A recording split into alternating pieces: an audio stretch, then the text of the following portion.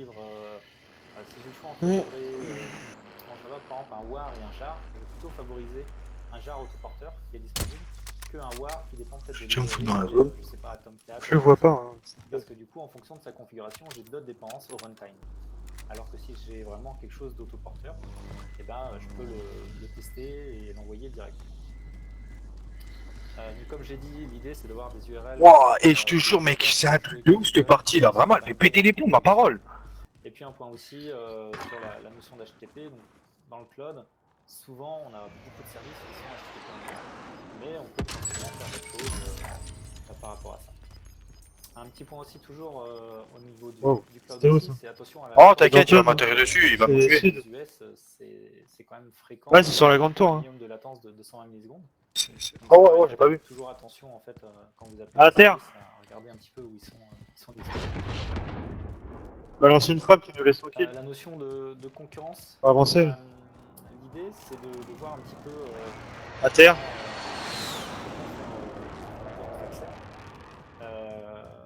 On sait finalement que la stabilité verticale a ses limites.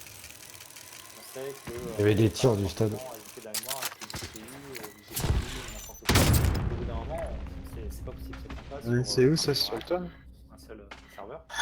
Donc il faut vraiment se dire qu'on a la stabilité verticale, une bonne solution. Donc ça, j'ai deux remarques par rapport à ça. C'est qu'on peut arriver à faire des workflows avec très très peu de serveurs. Bon, globalement, c'est quelque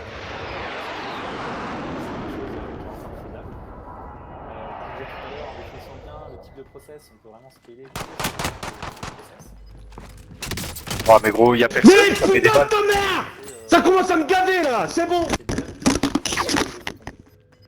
Pourquoi bah, souvent en fait les instances qu'on va avoir dans le cloud sont finalement moins performantes. Alors maintenant, vas-y, tu sais quoi les gars, moi après je vais en solo pour de vrai. Quackture c'est de la merde. Vraiment c'est de la merde. 250 gigas sur des instances Google Cloud ou autre, mais l'idée c'est pas ça, c'est de se dire finalement pour des process, ou en tout cas des choses assez simples comme faire des instances web ou autre, et que si déjà ça tombe pas sur le PC dev, sachant que souvent les PC dev sont très dispo, il faut laisser courir. Sinon ça veut dire qu'on va payer quand même très très cher. Et peut-être qu'il faut diviser un petit peu ces process en plus petits process. Donc voilà, et puis bah, bien vraiment séparer ce qui est du web processing, le worker.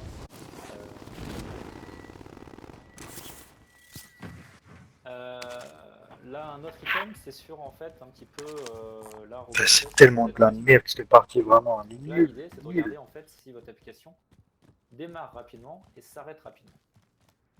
Alors le démarrage rapide, c'est un truc qui est très intéressant puisque ça va vous permettre en fait d'avoir une élasticité maximum.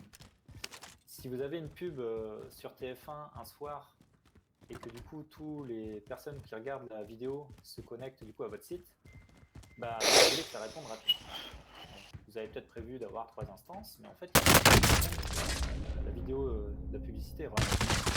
Et finalement, vous fait peut-être à 13 instances. Bah, si votre application met 1 minute à démarrer, 30 secondes, bah forcément, il y a quelqu'un qui va se taper ces 30 secondes à attendre. Et là, en fait, c'est pas bon, puisque forcément, il vient de voir une pub sur TF1, il s'est connecté avec son téléphone ou sa tablette, et 30 secondes à attendre. Honnêtement, il n'y a pas grand monde qui attend 30 secondes, et donc du coup, il part, et finalement, la pub sur TF1 vous a coûté cher pour peut-être pas grand-chose. Donc là, l'idée, c'est vraiment d'avoir quelque chose qui démarre très rapidement. Donc il y a beaucoup de mécanismes qui sont mis en place sur le côté Amazon ou Google sur ce qu'on appelle les warm-up requests. Et l'idée, c'est vraiment d'avoir quelque chose qui démarre rapidement. Donc, évidemment, Go est un très bon langage pour ça, et Java un peu moins. Mais voilà, on peut trouver de nouvelles choses, notamment avec Quarkus ou autres qui sont intéressantes. La notion aussi de shutdown, c'est intéressant aussi de regarder ce qui se passe. C'est intéressant de regarder ce qui se passe, par exemple, si on fait un CTRL-C, donc un seek term, ou même aussi un seek kill. Là, l'idée, c'est de regarder en fait si les ressources qu'on a utilisées sont bien libérées correctement. L'idée, évidemment, c'est que si on a, je parlais d'une base MySQL tout à l'heure, si on a une base MySQL et que quand on quitte notre application, il y a un log qui traîne, bah, c'est mauvais pour tout le monde. Parce que du coup, le log va rester dans la base et ça va bloquer potentiellement d'autres instances. Et vu que nos instances, l'idée, c'est que ce soit des instances qui soient éphémères, qui démarrent, qui scalent potentiellement de 0 à n et qui redescendent après à 0, bah, du coup, s'il y a des logs comme ça qui se créent, bah, vous allez passer tout votre temps à chaque fois à repérer les logs, quoi. Donc ça, c'est vraiment quelque chose d'intéressant, c'est de regarder en fait comment s'arrête l'application. Et après, pour aller plus loin, bah, évidemment, il y a tout ce qui est Chaos Engineering, Crash Monkey Software, où on va regarder un petit peu avec les Chaos Monkey, ou le petit singe en logo, qui a été vraiment démocratisé par Netflix. Et donc, on va regarder un petit peu comment ça se comporte si on met le chaos du coup dans notre SI. Et c'est assez intéressant parce qu'ils ont toute une philosophie derrière pour notamment utiliser certains services ou certains processus sur notre serveur, mais ça peut aussi aller jusqu'à bloquer l'interface réseau ou même toute une zone pour voir si par exemple ça fonctionne par ailleurs et que du coup il y a de la résilience sur notre système d'information. Pas grave, c'est pas la première. La notion de DevPod Parity. Là, l'idée, c'est assez simple, hein, tout le monde pourrait l'idée un petit peu aussi côté DevOps, c'est d'avoir les mêmes outils pour tout le monde. Donc évidemment, l'instance de checking, de production doivent être un petit peu... doit être le plus possible. Fallait réanimer l'autre. L'idée, c'est d'éviter en fait d'avoir En vrai, parce que là, des cultures, que ce soit c'est pas trop ma game. Le temps alloué, les compétences des gens autour de ça et d'avoir quelque chose de similaire. Donc l'idée aussi, ça va un peu plus loin dans une démarche un peu par exemple comme Spotify où les gens qui font le code ou dans les équipes sont les mêmes qui déploient. Donc vraiment l'idée de Mais vas-y là, mets la plaque, putain. la définition of done va vraiment jusqu'à le code marche en production. Donc l'idée c'est vraiment d'avoir des environnements pour les développeurs qui soient assez similaires à la prod. D'ailleurs on pourra dire que globalement quand on fait du Docker c'est intéressant que l'image de base soit donnée finalement par les ops, parce qu'il y a peut-être certaines sons ou certaines particularités qu'il y a en prod et que nous, côté développeur, on n'aurait pas forcément vu. La notion de log, ça c'est quelque chose aussi où je me base souvent chez certains clients ou certains projets. L'idée c'est vraiment de se dire que les logs ne sont pas de la responsabilité en fait des développeurs. Alors pour être clair, c'est pas les logs évidemment, ce qui est logué, etc. C'est la responsabilité des développeurs, mais la façon dont les logs sont gérés ensuite, c'est vraiment quelque chose qui est à faire par une notion de log management. Donc il faut que ça soit vraiment externe à notre système. Donc côté développeur, finalement, tout ce qu'on a à faire, c'est loguer des choses sur la sortie standard, donc std out ou stdr. L'idée vraiment, c'est après derrière d'avoir un système de log qui s'occupe en fait d'agréger un peu tous ces streams et puis de gérer un petit peu l'ordre de ces événements, ajouter des notions de correlation ID par exemple pour pouvoir suivre du coup qu'une requête a été après derrière divisée en appels de microservices et d'avoir tout ça. L'idée aussi, par contre on a eu de largage avec. On ne sait pas vraiment ce qu'on va en faire à un instant T. Peut-être qu'ils vont être écrits dans un fichier, peut-être qu'ils seront écrits dans un terminal ou dans un système de log, peut-être qu'ils seront archivés, peut-être qu'on va avoir un système Hadoop parce qu'on fait tous les soirs du batch pour ressortir des... Il y a une réa, ça va venir au largage. À l'instant T, en fait, on sait pas. Mon avis. Donc l'idée, c'est vraiment de se dire que c'est pas dans notre application qu'on va gérer la rotation de log, c'est quelque chose d'externe. D'autant plus dans le monde de la containerisation. Plein milieu de zone là. Et le dernier item, la notion de admin process. Oh. Que même tout ce qui est tâches admin, comme renommer une colonne, bouger des fichiers ou autre, doivent être embarqués avec le code de l'application. Ok.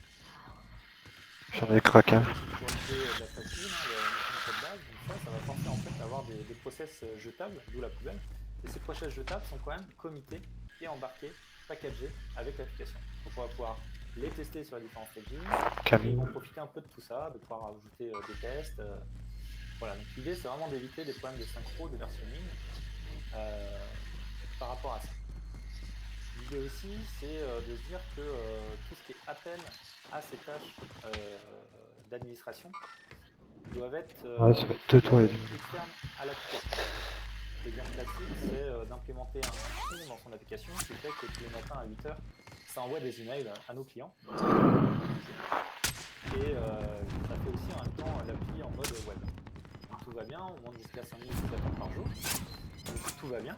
Et puis un jour, on a besoin de popper une nouvelle instance, parce que maintenant on arrive à 10 000 utilisateurs. Donc c'est cool côté web. Mais le lendemain matin, ce qui se passe, bah, les deux instances ont le cron. Et là, potentiellement, ça envoie 2 fois les emails à nos clients. Donc l'idée, c'est vraiment que la notion d'envoi d'email soit vraiment extérieure à notre système. Donc voilà un petit peu pour les 12 factors. Pour c'est info, bon, en j'ai fait, vu. si vous tapez 12factor.net, vous avez du coup plein d'informations et vous avez une traduction, notamment en français, Ça va venir sur qui nous. peut vous servir. Ouais, c'est sûr. Alors à côté de ça, il y a d'autres patterns aussi qui peuvent être Il y a toujours le snipe là. L'autre pattern qui a été propulsé par notamment Ouah, non. Xtrix, c'était vraiment la notion de circuit breaker. Donc l'idée, c'est vraiment d'avoir Ça m'a shoot de derrière. de disponible. Est-ce- Les gars, derrière les appels, Reste, etc. reste. L'idée, c'est quoi? Si je reprends un peu la pub tout à l'heure. Putain, mais je suis dessus, bordel, mais dis-moi que On c'est a leur notre faute. pub de TF1 qui appelle un service A. Ce service A dépend d'un service B. Le service B est un peu Merci. Et donc, notre service A va continuer à l'appeler. On va avoir un timeout HTTP. Et puis, bah, en fonction des réglages, peut-être 30 secondes. Derrière, shop, On va superstar. avoir une réponse comme quoi ça ne fonctionne pas. Hop.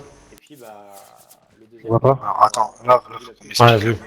Il va quand même s'y connecter et essayer. Il a réa. le service A, toujours d'attaquer le service B. Ils sont sortis. C'est-à-dire qu'en fonction d'un état, d'un threshold disponible dans un certain laps de temps, et ben on va arrêter d'appeler le service B. Et en plus, ce qui est intéressant, Il y en a pas un qui a une ou deux plaques comme des c'est qu'on pannes? va peut-être pouvoir donner. Si, j'en ai deux. J'en ai qu'une. Donc, Non, par exemple, c'est juste pour avoir. Netflix explique, par exemple, que leur moteur de recommandation, c'est arrivé C'est en dessous de nous. Si. à jour ou Ah, attends, tiens. se connectent sur leur télé, bah, ils veulent pas avoir quelque chose au niveau des recommandations. C'est pas ça. Et par défaut, ce qu'on a Une bétille, je me prends une bétille, hein, là, juste là, devant moi. Ah, j'ai plus de balles. Et ils sont deux là en tout. Finalement transparent pour l'utilisateur. Et il y a encore une bétille, fais gaffe. Une erreur, mais en fait il y a quand même une erreur derrière. L'idée aussi du circuit breaker, c'est d'arrêter d'aller Ah, allez. en fait, lui donner un peu d'air. C'est énervant. Peut-être qu'il y a une JVM qui est en train de... C'est casse-couille. Voilà, il y a plein de raisons. C'est impossible que je m'en sorte pas là. Et peut-être Un HP le mec, le deuxième. on va vraiment essayer. Il l'aurait à. Allez, vas-y, fais ta game. Ah là là là là là là là. Donc là, c'est quelque chose aussi d'intéressant, mais compliqué dans un système distribué. Tu l'as vu? Là, dans l'idée, on a vraiment pas mal de choses. Donc, évidemment, on peut imaginer différents niveaux de cache. Donc, un user qu'on peut avoir sur son mobile. Ah, c'est mort. Après, on sait très bien qu'HTTP, du coup, il y a plusieurs niveaux de cache qui est disponible. Avec du coup, des Non. serveurs de cache qui sont dans la spec. Après, on peut avoir Dommage. sur une de nos instances. Putain, Imaginez, trop de monde là en fin de zone avoir, comme ça. quelque part pour pouvoir travailler plus efficacement. Mais forcément, cette mémoire-là, elle est liée qu'à une instance. Donc si on monte à 5 instances, ce cache-là n'est pas partagé. Donc c'est une fois